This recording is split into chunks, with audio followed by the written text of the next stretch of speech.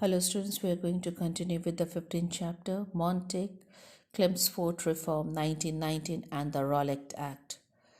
Okay, we have already studied that the many Indian leaders had supported the British in the First World War with the hope that the British would grant self-government at the end of the war. But nothing actually happened. In 1919, a government passed a Montague-Chelmsford Reform, or one more name, Government of Indian Act 1919. According to that act, the Central Legislative Council was to have two houses, the Imperial Legislative Assembly and the Council of State. In the provinces, the provincial list was divided into two parts, reserved and transferred. The governor and his council had control of important matters in the reserved list and like finance and the police, while the public health educations were put in the transfer list. Thus, the Governor General and the councils enjoyed all the power. The act did not satisfy the self-government demands of India. So, when they were dissatisfied with this Montague-Chelmsford's reform, they started to protest widely all over the world. To control this protest, British again passed one more act, which was known as a Rollick Act. According to this, any of the person can be arrested without any trial.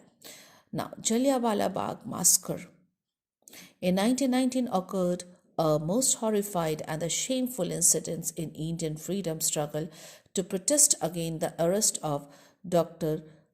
Saifuddin Kichlu and Dr. Satyapal. A large crowd had peacefully gathered in Jallianwala Bagh in Amritsar. The crowd included many women and children. General Dyer, the military commander of the Amritsar, blocked the only entrance of the park, and without any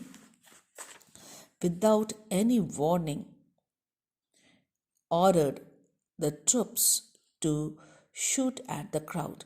As there were no space to escape, thousands of people were killed and injured.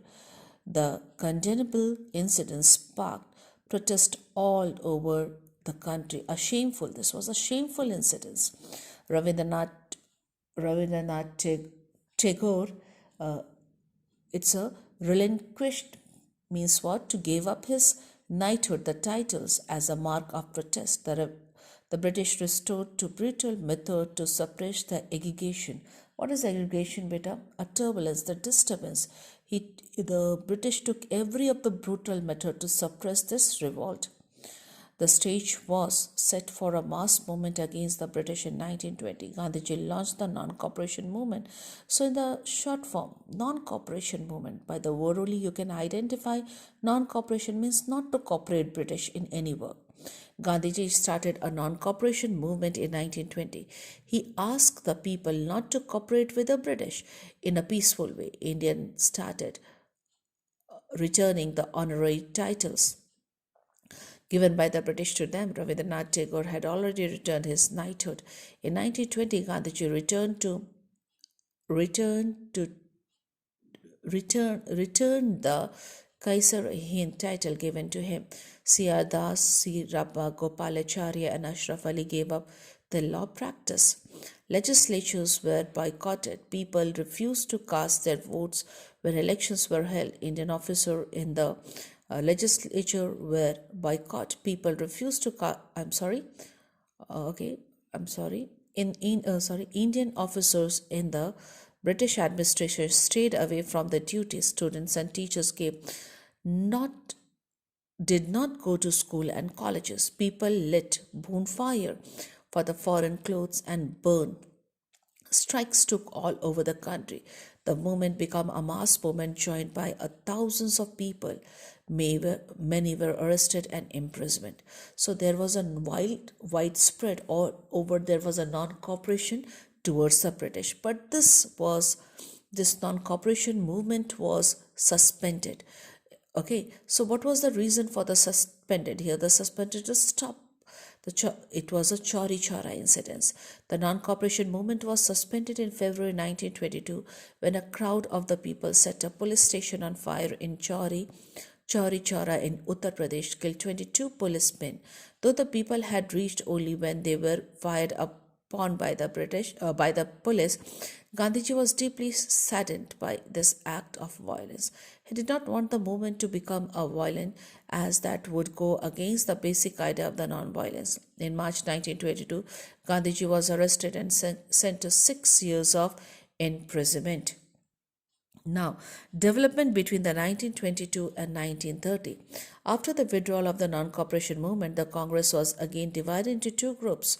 One group, led by the Motilal Nehru and C.R. Das, argued that instead of boycott elections, the Congress should take part in them and hamper the smooth working of the legislature by being a part of it. So here there was that the saying of Motilal Nehru and C.R. Das, that instead of boycotting the election, it's better to stay with them and to disturb their working. Okay, now this group was known as the Pro-Changers. In 1923, the Pro-Changers formed the Swarajya Party. Okay, in 1923, they contest elections for the provincial and central legislature and won a large number of seats. This member made it difficult for the parliament to pass any anti-Indian policies and the proposal in the legislature. Their demands provincial autonomy. So they here 1923 they contest the election, and many of the members were the part of the provincial and the central legislature. Now, pro-changes members were too much in both of them, central legislature and in the provincial. So now they just stopped to the government to pass any of the policies which were anti-Indians.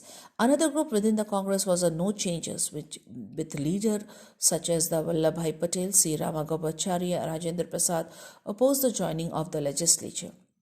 Instead, they wanted to focus on the constructive program that would include promotion of khaki and charkha, Hindu-Muslim unity, removal of the untouchability. Now, students, please cut this one, growth of the social idea. This is not in your syllabus. Thank you. Make a short notes of it.